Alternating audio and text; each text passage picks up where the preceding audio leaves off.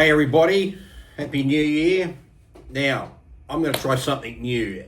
For those that are now watching this video, you are probably subscribers of my ANDIKA Bulletin newsletter. So, and that's been delivered, online. It's something you read, and you just typically get the email, come in, read it, go from there. So I'm going to try something new. I'm going to do the YouTube video version of it. And you can see you've got me in the bottom right here. Here I am. And then up here is now some data of the market. So going forward, when I'm presenting the report, I can also present to some of the live data. Now, I'm also going to aim to do these videos or record them around about 12 p.m. Queensland time. So they're not going to be a video that's going to come out before the market opens and or after the market closes. And for those that are watching this, when I'm referring to the market, I'm talking about the ASX or the Australian stock market. So that's the time zone I'm in. I'll make reference, obviously, from time to time to international markets for when that's important to mention them. But predominantly, I'm going to talk about the ASX and particularly the ASX 200. So it's a new style, so we'll consider this video today that you're watching as the pilot one, just so we can kick it off. It's also for me to just, on the production side of it, work out the gremlins, because I've got to edit it and put it together and all that sort of stuff. And I want to make sure that editing this together is not some sort of a cumbersome, difficult process compared to the old school of just typing up a bunch of notes and presenting it as I was in the past. But I think the YouTube setup's actually a lot better, and hopefully you'll agree with that too. Now, if you're not a subscriber on YouTube, or you haven't got a YouTube account, very easy. Go onto YouTube and you can set up your own free account. You just create an account, give it an email address, create a name, and then it allows you to go and not only subscribe, which you hit the bottom subscribe button, but it also allows you to add comments below as well. It's very easy, costs you nothing. I recommend you do that. And of course, if you then are a subscriber onto YouTube, it also then helps, in my case, if you do watch these videos, that you like the videos, it helps in the algorithm and all that stuff. And it also, over time, should hopefully mean more and more people will become subscribers as well. Now, the other good thing about YouTube, it's just freely accessible. As long as you've got a running internet connection and you either can run it off your smart TV or your tablet or your phone, it's always going to be a free service. Won't cost you anything at all. Now, that's about 3 minutes already, and I've just done basic introductions, but let's just have a quick look now where the market's at. The idea going forward will be I'll present this around lunchtime, so I'll give a sort of lunchtime report. So the ASX 200, or the XJO as we like to call it right now, it's only up about 10 points. It's around about 8,261 points. When we have a good look at it on, say, the main chart, that's a daily chart, we can see that's its basic trend. It's been pretty good. What's been really interesting in terms of performance, excluding dividends, the return of the S&P ASX 200 for calendar year 2024 was approximately 7.5% as an index. So that's done pretty well. How did that actually compare to other performance around the world? Well, continuing with equities, global equity markets across all regions in 24, the S&P 500, they did really well. They're up 25% as an index. That's pretty impressive. That's very, very impressive. And the Japanese Nikkei went up 21%. The S&P 500 can probably put virtually all of that to the movements of what we call the Magnificent Seven. That's the top 7 market cap stocks that are listed in the S&P 500. That's your Nvidias, Microsoft, Amazon, and the rest of them.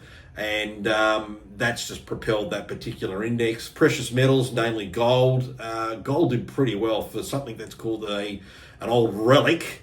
Some people might think I'm an old relic. It did a 27% movement advancement for calendar year 2024. That's pretty impressive. That's really, really impressive. And silver had a 21.5% advance. So that's not bad as well. That should be telling everybody something, that why is gold and silver going up? Well, it comes back to that other theme that I've been at least writing about, and you can expect me to talk a lot more about going forward now that I'm going to do this video style. Is on the fact that people are looking for a store of value, and naturally gold, silver, those precious metals are a place of stability, along with other commodities too. And of course, the big one, the 21st century version, is now Bitcoin. And we can see that Bitcoin had an incredible 2024. It rose by 120%. It just put everything else I just mentioned in its wake. It just goodbye, bye-bye, and it's just powered through 2024. And it also broke through the US $100,000 price tag as well in very early December 2024. The US dollar's been also very, very strong. Those of us that pay attention to where the Aussie dollar is versus the US will know that the Aussie dollar is roughly around about 62 US cents. In my opinion, we're going a lot lower. We've got problems, and Trump's going to be the new president on the 21st of January our time, because the inauguration will be the 20th of January in the United States. And with what he's proposed he wants to do, his pro-America policies, and he's going to drop the tariffs. I think we can see he's probably going to hit China pretty hard, whack a tariff on them. They're going to have no choice but other than to devaluate their yuan, that's their external currency, against the US dollar, in order to absorb the tariff, and that's going to have a big trickle effect. I think it's going to hit the Aussie dollar, and we're going to go a lot lower as well, which then's going to make it extremely difficult for our Reserve Bank to think about cutting interest rates, because if we then start to cut our rates, we're going to actually make it even more obvious for the international currency people not to own the Aussie dollar, because in order to get Aussie interest rates, you need Aussie dollars to invest. If Aussie interest rates are then going to start falling, it's less need to buy Aussie dollars, among other things, keeping everything equal. And just on a very quick theme, again, this is the idea of the videos, is just to cover things that you may or may not have read. Coming back to Bitcoin, this is a great article on Zero Hedge. If you're not familiar with Zero Hedge, great website. I recommend people visit that one, and if you've got a few dollars to spend, you should subscribe to it. It's well worth it. But this was a pretty interesting story, as the title says. $19 trillion in transactions that were settled on the Bitcoin network in 2024. People go, what's Bitcoin about? What is it? They don't even understand it. It turned 16, I believe it was, on the 3rd of January, just a couple of days ago. So for a new asset class, it's only 16 years old. But fairly impressive. Now, this is the transactional volume. You can see it in this chart. We actually did, when I say we, Bitcoin did 47.7 trillion in 2021. Then it reduced, only fell down to 8.7 trillion in 2023, and that's essentially doubled. So like anything else, its ability to transact and process transactions is going to go up and down as well. But what's really also impressive is the Bitcoin hash rate. The hash rate is the total computing power that secures the Bitcoin protocol, and it hit an all-time high on the 3rd of January 2024. So obviously, last year, that's early this year. There's a typo in that bit as well. So it's done really, really well. And that just also means the people behind ensuring the network is sound. And speaking of Bitcoin, let's just have a quick look at it right now. On the chart here, it's currently trading at $98,721 a coin. We'll just go to the 1 minute interval just to see, and we've just recently had a little bit of a pop. Look at that. It just moments ago was trading around $99,282, and as quick as we saw that, it's just moved back. So that tells you it's alive and well. That's roughly about 157 odd thousand Australian dollars per coin. So there we go. Now that's coming on nearly to 10 minutes, and this is for a pilot, and I've really just done nothing more than just do a very quick run around.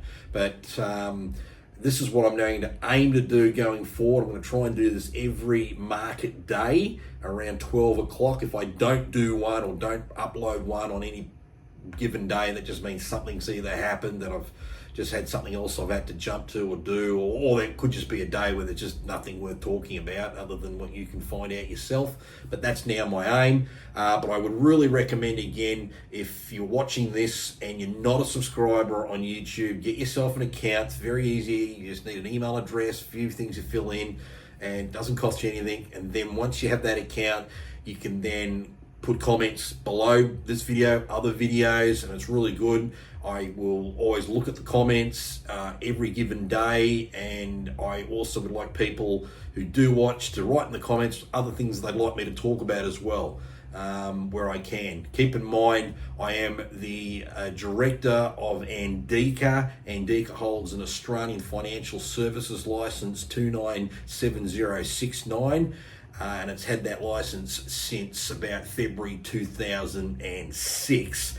Now, anything I ever present is just going to be in general nature. Nothing is to be taken as personal advice at all, but at least you know the person who's presenting this has at least got an accreditation, has been in markets for a long time. Personally, I've been in markets since 1996. So coming into next year, it'll be my nearly 30 years since I've been professionally in the marketplace. Probably can see that given the age of me at the moment.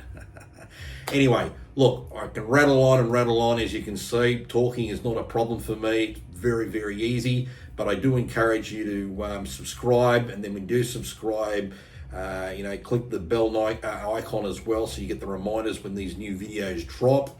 And please spread the word. So until next time, which is going to be tomorrow, take it easy, and we'll talk to you soon. See you later.